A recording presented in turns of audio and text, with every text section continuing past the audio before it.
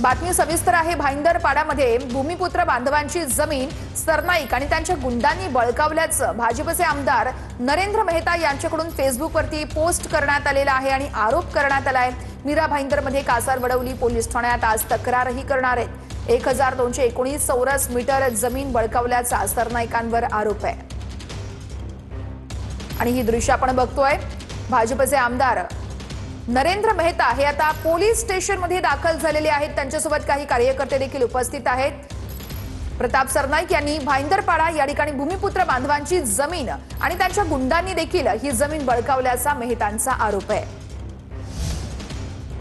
सरनाईक भूमिपुत्रांना बेघर करतायत। भाजप आमदार मेहतांनी पुन्हा एक मोठा आरोप केलेला आहे। महायुतीत भाजप आमदार नरेंद्र मेहता विरुद्ध मंत्री सरनाईक हा वाद आता उफाळून आल्याचं बोललं जात आहे। भूमाफिया म्हणत मेहतांकडून सरनाईकांच्या राजीनाम्याचीही मागणी केली जाते।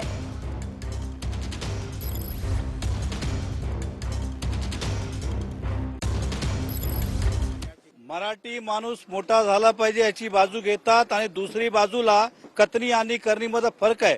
गावातला भूमिपुत्रांना आपला व्यक्तिगत स्वार्थासाठी बेघर करायला घेतलं। अशा प्रताप सरनाईकचा तुम्ही राजीनामा घ्यायला पाहिजे त्वरित।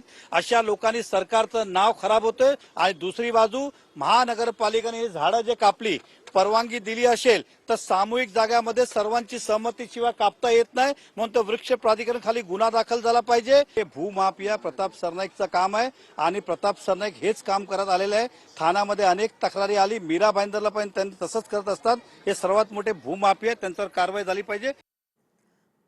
तर भूमाफिया म्हणत मेहतांकडून सरनाईकांच्या राजीनाम्याची मागणी केलेली आहे आणि ही दृश्य आहेत। तक्रारीसाठी नरेंद्र मेहता हे पोलीस ठाण्यात दाखल झालेले आहेत। आता पुढे प्रक्रिया नेमकी कशी केली जाते बघणं अतिशय महत्त्वाचं आहे, कारण मेहता यांच्याकडून सरनाईकांच्या राजीनाम्याची देखील मागणी केली जाते। या ज्या महिला आहेत त्या संपूर्ण प्रकरणाची पोलिसांना माहिती देत आहेत। आपण बघूया।